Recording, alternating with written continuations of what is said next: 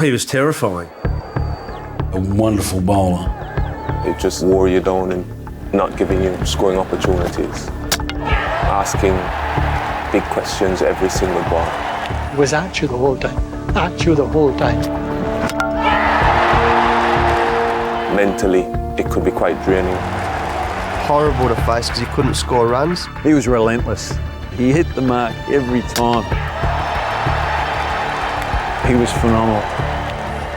He's just got a 6th and 7th gear, hasn't he, Curtly? If he wants to turn it on, he can be very difficult customer to face. Every time that you think that chips are down and we're struggling, you would produce a very special spell.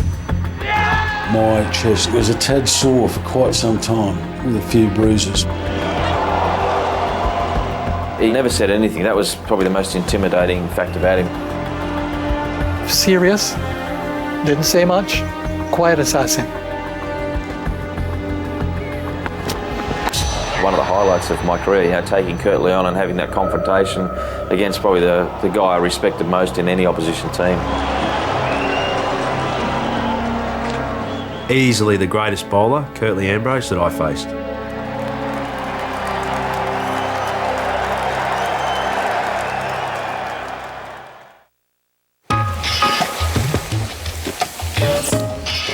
We played every sport possible. Football, basketball, cricket. But for me, my passion was always to become a basketball player or a footballer. Cricket was never really on the agenda. You have more opportunity of playing cricket in the West Indies, and Curtly is a typical example of that. If he had gotten the opportunity, probably would have gone to play basketball. It was my mother who was a cricket fanatic. She sort of coaxed him into doing it because she wanted one of her sons to be a cricketer. My mother continued to pressure me to play cricket. So I thought I'll give it a go. To satisfy his mother, he started to play cricket, and I'm happy he did. In 1984, I started playing club cricket for a small village in Antigua called Sweets. In 1985, I was selected for the Antigua national team. And a year later, in 1986, I was on the Leeward Islands team. And 2 years later, in 1988, I was in the West Indies team. So within 4 short years of not wanting to play cricket, I suddenly found myself an international cricketer. Although a new member of the squad, Curtly Ambrose was already acquainted with some of his teammates, not least the man to whom he would become inextricably linked over the next 12 years. The first time I saw him was in England, and I remember we were on tour and he came to watch us in the nets, and Viv said, "That's a fellow who doesn't like the game, but he's not a bad bowler." And we all chuckled and laughed. Cody made his debut back in 1984, so he had 4 years ahead of me. He created havoc, did extremely well, and got into the West Indies team straight away. So he had a quicker path into the West Indies team than I did. I used to share the new ball with either Malcolm Marshall or Patrick Patterson or Ian Bishop. We struck up a friendship from the first time we met. We were roommates in Pakistan, and that's when we get to know each other a lot more. And our friendship just got stronger and stronger, and then we became bowling partners. We figure whatever the selectors do is what we think is best for West Indies cricket, so we're just going to work along with that. Even though we became friends and he became my captain, he always reminded me that I'm the senior bowler here, you know? Courtney and I are more than just teammates and friends, we're like brothers. Ambrose was included in the 1988 tour of England. The press took one look at the 6'8" Ambrose and instantly declared him the successor to Joel Garner. He fell in the same mold that we did. He was steady, consistent, and he was able to bowl a length that was nagging to most batsmen, so it was easy for him. Everyone was saying a new Garners arrive and stuff like that, and that in itself would put you under pressure because, Joel is some big boots to fill. Ambrose made a significant impact. His 7 wickets at Headingley gave the West Indies a 3-0 lead, and with that, the series. 7 wicket haul gave him the confidence to know that he's part of the team. The guys embraced him well, and his personal confidence level went up. I had a good series. I took 22 wickets, second to the late great Malcolm Marshall, who took 35. He was our best bowler in the world at the time. So, yeah, for me, it was satisfying. Came from nowhere. Nobody expected him. All of a sudden, there's this Curtly Ambrose. Everyone said, who is this? Ambrose took 26 wickets in the winter tour to Australia, but only took 5 in the '89 spring series against India. For someone who had only known success since taking the game seriously just 5 years earlier, it was a shock, and he was dropped for England's return in 1990. The series didn't start well for me. I missed the first test, wasn't selected, we lost. The second test was in Guyana, and the same team that played in Jamaica was selected. However, Michael Marshall sustained an injury, and that's when they called me into the squad. And to be quite honest, I didn't want to go. A very good friend of mine, Hugo, who's an Antiguan, he's like a mentor to me, convinced me to go and prove them wrong. That's when I started to say, you know what, let me take this cricket seriously, forget about the basketball thing, make a career of it, and prove to the world that Curtly Ambrose can be a force to be reckoned with. In the fourth test in Barbados, with the West Indies 1-0 down, Ambrose was simply sensational, blowing England away with 8 wickets in the second innings for a 164-run victory. He's gone. He's back before. Ambrose strikes again. We had to win this game in Barbados to level the series and then move on to Antigua. Jack Russell, very stubborn cricketer, he was holding us up for a while, couldn't get him out. Viv took the second new ball and gave it to me. And then that was it. Once we moved Jack Russell, there was no stopping us. I got 8 for 45, won the game. It's over. The West Indies have won by 164 runs. Despite missing the first 2 tests, Ambrose was named Player of the Series, and his status as one of the Caribbean's most important players was assured. 2 years later, again in Barbados, the West Indies faced a South Africa side, just returning to the world stage after a lengthy ban. In the second innings, South Africa needed just 201 to win. Ambrose took 2 early wickets, but at the close of play, South Africa stood at 122 for 2. There was a boat cruise that was put on by the association here, well, the Western Cricket Board, basically, for both teams. There were champagnes that were being popped, and some locals were indulging as well and saying, well, you guys have come back in the test cricket with a bang. And then I look at Curtly and say, but this game is not over yet. A bunch of rookies can't afford to be the best team in the world. So we were really focused to not lose this game. But I remember Curtly and I were saying that the only way this test match can be won is if both of us bowl well. Desmond Hayes saying in the meeting that no matter what happened, Ambrose and Walsh have to bowl until end of the game. If we're going to win, we're going to win with Ambrose and Walsh. Oh, he's caught. He's caught, quite brilliantly caught by Brian Lara. Is he caught behind? He's been given out.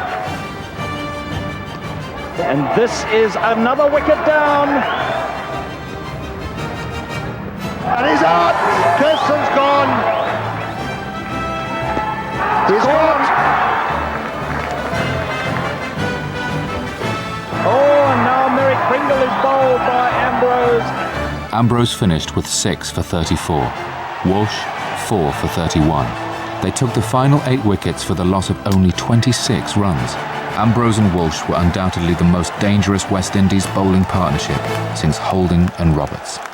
First of all, I think there was a lot of skill, to be blunt. I mean, they were very skillful performers. You would see that in one innings, one would get 5, the next innings, the other would get 5, and it was like they were always pushing each other. Curtly Ambrose, magnificent, horrible to face because he couldn't score runs, but his partner in crime, Courtney Walsh, he bowled wide of the stumps and he was fierce and grumpy, and he was horrible to face because some were on the leg stump, some were on the off stump, some were at your head, some were Yorkers, they were all over the place. Walsh, he always took the ball away from us, so I always felt quite comfortable kind of like leaving him.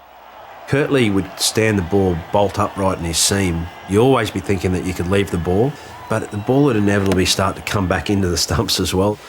And that was hard work, you know. It was just, you just had to be on all the time. When you've got them both coming at both ends, the batsman just can't get away from it, and then that, you know, the pressure is maintained. Curtly Ambrose's aggression and accuracy made him one of the most fearsome bowlers on the planet. However, in a World Series final in Sydney in 1993, one man fancied his chances. If you follow my career, everyone knows I've always worn 2 wristbands and a rag in my waist. The wristbands to mop my forehead because I sweat a lot, and the rag in my trousers waist is to dry my fingers, you know. So I've always done that, part of my attire. And that particular one-day game, Dean just came out to bat, didn't face the delivery, and asked the umpire to ask me to remove my wristbands, which I thought was a strange request. And of course, I wasn't going to do it. I said, no, you can't ask me that. This is not something new. I've done it all in my career. Why? I think Dean was trying to have reverse psychology to try to upset Curtis, to throw him off his line and his length, because he was having a very good one-day series, bowling extremely well. A few of the teammates, they said to me, well, you know, big fella, I understand, you know, just strange request, but let's take it the game. And I was adamant. I said, I'm not going to take it off. I prefer to stop bowling. Forget it. You know, and I was really upset. Kurt at first thought Dean was joking, so he says to the umpire, are you serious? And Kurt would look at Dean, and Dean says, yeah. And he sort of took it off. But from the start to take it off, you knew that something was going to happen. I was at the other end. It was wonderful. Curtly he wasn't quite on song that night in Sydney, but then Dino decided in his own irrepressible manner that he would try and steer things up. In the spirit of the game, I took them off, and I was furious. And I thought, well, Dean just is in trouble. You know, and right away I started bowling a lot quicker. I really wanted to knock him out. Yeah. All the rest of Australian batsmen regretted that, because he went up a notch, moving from military medium to bowling express pace, and the rest was history. I was so furious, you know, and Australia lost quite easily. I understand the Australia just weren't too happy with Mr. Dean Jones, you know, so you shouldn't have rattled a big fella like that. That just fired him up, which we didn't really want. So it was a very big thank you from everyone to Dino for blowing the whole game up for everyone else. It was one of the most enthralling spell of fastball you could see in a one-day contest. Literally unplayable. Slow ball, too good. I took 5-32. As a matter of fact, a lot of people don't know. We did an over or so, and he quietly said to me, you know, if you want to put them back on, you can. Because he realized the fire in my eyes, you know. Curtly is very interested in Dean Jones' welfare at the moment. But I ignored him. I didn't put him back on because the damage was already done, and you already rattled me, and there's no getting away from this. Curtly all of a sudden found 2 or 3 yards somewhere in pace, started bowling really well, and put a totally different complexion on the game. Cheers, Dean. I didn't get him out, though. I didn't get him out. When the West Indies played Australia in 92-93, they were facing a team determined not to lose. Captain Alan Border had never beaten the West Indies, and doing so was his holy grail. By the time they reached Adelaide, Australia were 1 up with 2 to play. We'd copped a fair shellacking over the years, so you know, we had ourselves in this position where we had a chance to actually beat them. It was a fantastic game.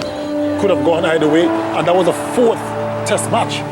A game that we had to win. We hadn't played brilliantly in this Adelaide test match, but we'd somehow conjured that we'd just stayed in touch, and we had a chance to win it.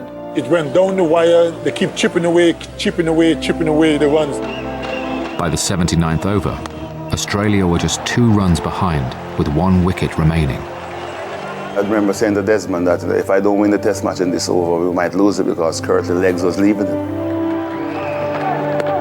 Oh, he's tried to avoid it, it's hit the bat, and he's gone, and that test match has been won by 1 run. I managed to get the wicket in the last ball of that over, and I was just over the moon. I was excited, and all my teammates and everybody was overjoyed.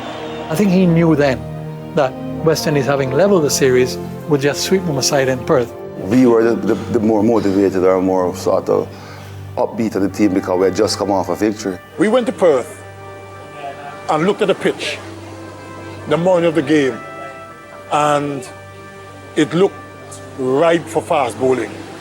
And I remember saying to Richie, our captain, as a skipper, if you win this toss, we'll win the test match and the series. It just looked right for fast bowling. Coming into the lunch period, Australia were going quite well. I didn't have a very good spell that morning session. Didn't get, the radar was way off. And I didn't really trouble the batsmen. So I was itching to get back out after lunch. And Richie came to me and asked me, you know, big fella, how are you feeling? I said, I'm ready to bowl.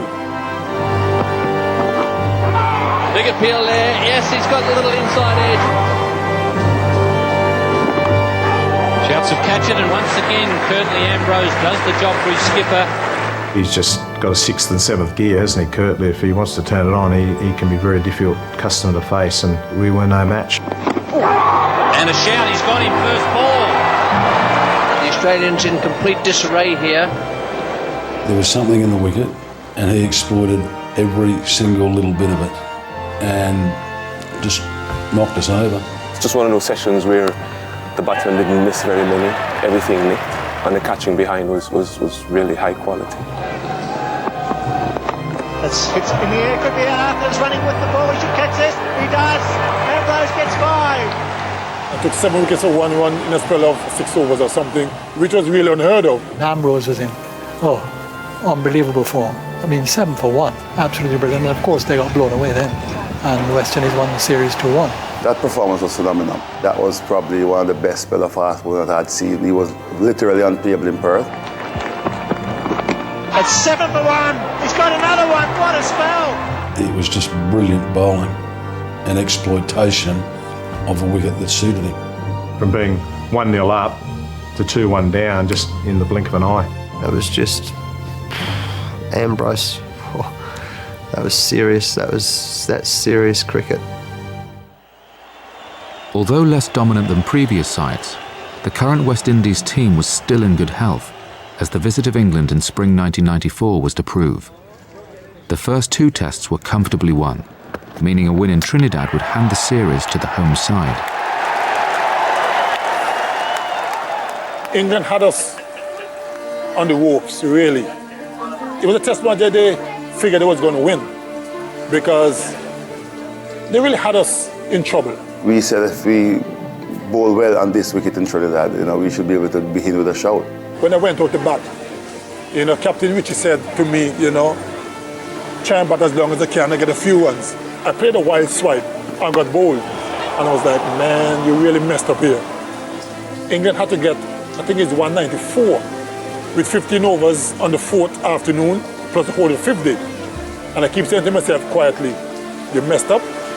You have to pull something off the back here, to get back in the good books with the teammates. We figured that the wicket was still a good wicket and we're going to have to bowl very well to win the test match. Which is said to us, if we get 3 or 4 wickets in that evening session, then we should be okay going to the 5th day. So I was really focused. Ambrose skittled Mike Atherton in the first over. That's exactly the start that Curtly Ambrose and Richard Richardson would really have dreamed of. Then Rampakash got run out by Courtney Walsh, which was a rarity. Oh, trouble here, trouble. This is absolute disaster for England.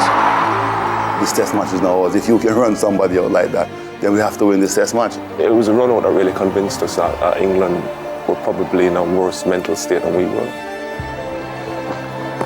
That's out. Robin Smith has gone. What more can you ask of Curtly Ambrose? The spell together was just electrifying, and you could tell what was going to happen.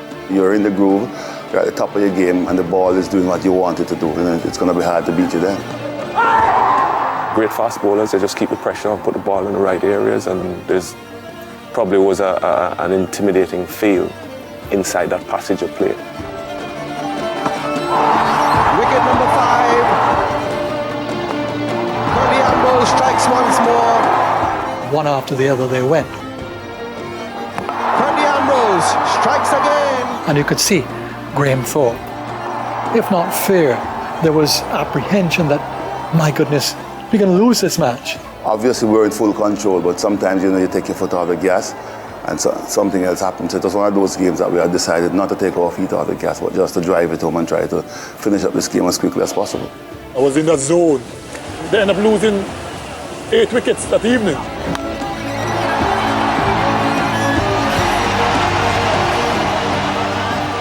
The next day was just a formality, really. But once you give me a little sniff, then you could be in some trouble. The West Indies simply annihilated England. Ambrose took 6 wickets as the West Indies condemned England to their lowest score for nearly 100 years, 46 all out. Off the pitch, Ambrose's attitude was typically Caribbean, relaxed and full of fun. But on the pitch was a different matter. And in 1995, sparks flew as Ambrose came up against Australian batsman Steve Waugh. We had put them on a pedestal. They were like this almost immortal team of superstars. The senior players within that group had really had enough of being beaten by the West Indies, and they had gone to that series determined to stand up to them. We felt that was a way to do it, to go hard at them, intimidate them when they're not expecting it. And we beat them in Barbados in 3 days. And so the next test was in Trinidad. We really didn't make too many in the first innings, but Steve was the one who kind of stood up. He stood up and battled away, and something went on between himself and Ambrose. I was born to him, you know, I'm a normal stay and all that stuff, and apparently he swayed to me. Ambrose then went down the pitch. I don't know what he was going to do because it was out of character for him. I had tingles up my spine going, are you crazy? It's the only time we ever really saw Curtly Ambrose get animated. I asked him really, do you sway with me? And he didn't say yes, he didn't say no, he just said, I can say what I want. So that tells me he did say it. And then that's when I lost control. That was a moment of madness on my behalf. I said to him, don't ever swear to me again. You understand? Or else I will knock you out here. I have no career left. I could do what I got to do with you. And they banned me from cricket, I don't care. I really lost it. A bit disappointed Richie got involved in it. I was a bad part. I would have been interested to see who would have come out on top of that one. He retaliated, as he's going to do, because he's a fighter and he's a proud West Indian as well. I was so upset at the time that I really wanted to physically, you know. But at the end of the day, I was quite happy that I didn't really beat Steve Waugh, because Australia would have lost a great cricketer. You know, he probably would have been dead or something, you know. I look back, that was probably one of the highlights of my career, you know, taking Curtly on and having that confrontation against probably the guy I respected most in any opposition team. To me, it's Test cricket at its best, man. You know, 2 great performers, you know, not backing, no, not giving an inch. A pumped-up Ambrose inspired West Indies to a 9-wicket win, but they lost the series, their first since 1980. Australia went on to dominate for the next 15 years, whilst the West Indies went into decline. But Ambrose and Walsh continued taking wickets. Even at the end, it was a world-class partnership. There was no magic to it. The thing is, Courtney and I understand each other very well. We always realize if it's my day, it's my day. If it's his day, his day. So that was really the secret to our success. When Ambrose retired in 2000, he did so with 405 wickets in just 98 tests. Ambrose, along with his strike partner Courtney Walsh, remained the last in a line of great West Indies fast bowlers. I was begging him to play on a little bit better, but he had lost that fight and the hunger for the game and just to get us time to go, because he just didn't want to lower his standard. He had a tremendous career, and consistent all the way through. You know, you never saw bowling a bad ball, having a terrible spell. He was always there and thereabouts. First ball to the last ball was always the same pace, his bouncer was always at your throat, and he just was a complete bowler. He and I had some great contests, and I think he was just a wonderful bowler. Very hard to wear down, you never really got on top of him, you just sort of survived against him. His armoury of height, pace, ability to be able to control the ball makes him the kind of the great white pointer, if you like, of bowling. He was really top of the food chain. It's about winning by attrition, really. So my stay and stuff, it wasn't something rehearsed. It was just a natural part of my game. Give it a long stay, you know, let you think. I wonder what he's coming with next, you know, so he keeps you thinking, trying to put you off a game a little bit. And sometimes it works, sometimes it don't, but I think it works more often than not.